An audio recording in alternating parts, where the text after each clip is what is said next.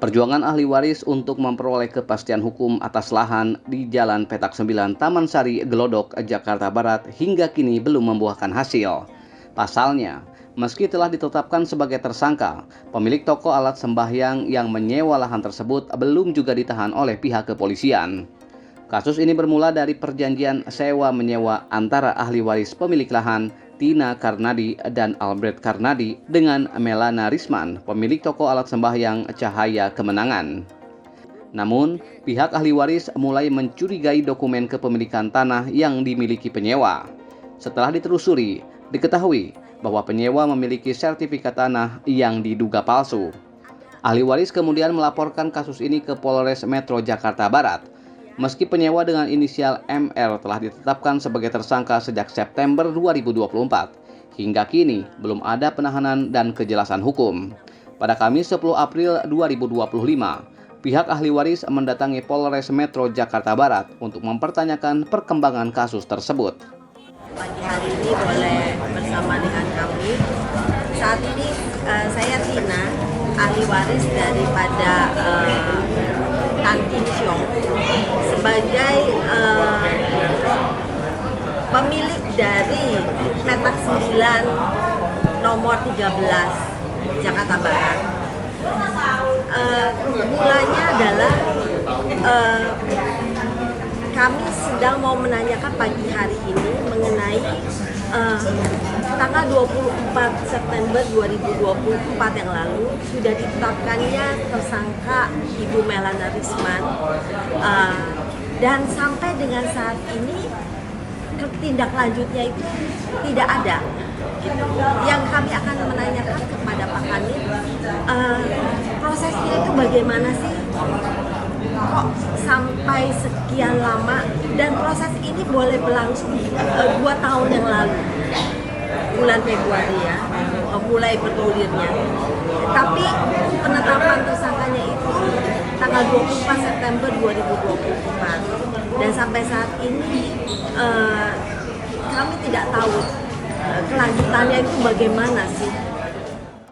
Lebih lanjut, ahli waris mengungkapkan bahwa sertifikat yang dimiliki tersangka didasarkan pada akte jual beli yang tidak terdaftar secara resmi. Dari notaris bahwa AJB yang dinaikkan sebagai kan kita kalau mau naikin sertifikat itu ada alas hak. ya alas hak. Nah, alas hak itu AJB. Nah, AJB-nya itu tidak terdaftar loh. Dan surat tidak terdaftar dari notaris saya pegang. Ada, saya laminating, saya pegang. Kecuali dijadikan sertifikat AJB itu terdaftar. Memang ada kusut ya, kalau AJB itu terdaftar di notaris, ini tidak terdaftar di notaris. AJB nomor sekian, setelah dilihat di warkah notaris, itu adalah bukan AJB akte jual beli, tapi adalah akte sewa menyewa. Usai bertemu pihak kepolisian, ahli waris menyebut adanya perbedaan pandangan antara penyidik dan pihak kejaksaan yang membuat proses hukum tersendat. Barusan kami sudah bertemu dengan penyidik, dan kami sudah diberitahukan bahwa hasil akhir dari kejaksaan adalah tidak adanya Pidana. ya ketetapan pidana untuk Ibu MR ini. Kemudian kami bertemu juga dengan Pak Kanit. Pak Kanit akan memberikan surat resmi SP2HP mengenai berita acara koordinasi antara kejaksaan dengan kepolisian. Gitu. Dia akan memberikan dalam 2 hari ini. Gitu. Yang menjadi pertanyaan kami adalah kenapa kejaksaan memberikan surat itu, pernyataan itu, kesimpulan itu, yang sebetulnya adalah ada apa di balik itu gitu. Artinya menurut Ibu dalam hal ini harusnya kejaksaan itu berpihak pada atau memperjuangkan hak-hak Ibu dan keluarga sebagai korban dalam tanda petik Ibu dalam hal ini, Bu ya. Betul. Jaksa penuntut adalah orang yang berpihak kepada korban. Harusnya. Ya. Pengacara adalah orang yang membela kepentingan dari pihak yang sebelah, dan hakim yang memutuskan dari itu.